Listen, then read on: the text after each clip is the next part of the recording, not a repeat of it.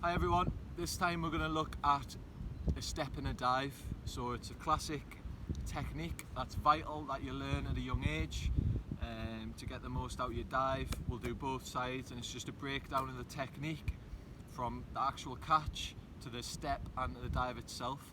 So all you can do, obviously all you need is a ball. All I'm going to do is just pop it up like that, step in and dive through the ball. You do both sides, pop it up, bounce, step, dive through. So if you break it down again, want the W shape, so thumbs touching as you catch the ball slightly, hands in behind it, so you're not like that. Again, similar to the high catch, elbows are slightly bent as you step in, catch it in front, and you want to take it on a diagonal. So if I do it side on, you want to take it on a diagonal there.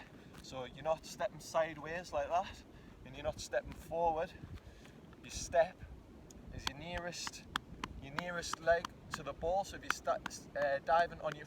you're diving from your right to your right, you're going to step with your right and push off this leg. Because if you're pushing off this leg, you're going to get maximum distance there. So step, push, and through.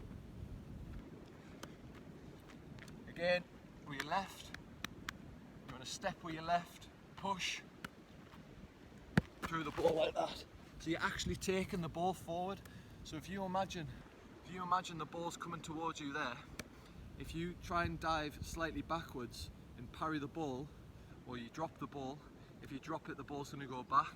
If you're stepping forward and you're catching the ball's going to go forward. Another good one for young lads and lasses is you can practice it on your knees just to break it down. So you can step with your right knee, you don't even have to drop the ball, you can just step with your right knee, keeping the ball in your hands, step with your left, like that, and you're just breaking down the technique. And the most important thing is you're taking the ball in front and forward. So if you do drop the ball, you're dropping it forward and it's going to go away from goal, and that's the basis around the technique. So we'll do a few more.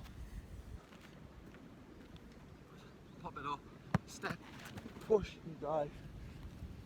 The last part of the technique is, as you take the ball, so this is a mid-air dive, so the ball's in the air, so it's imagining the ball's coming to you around a mid-height, is the landing.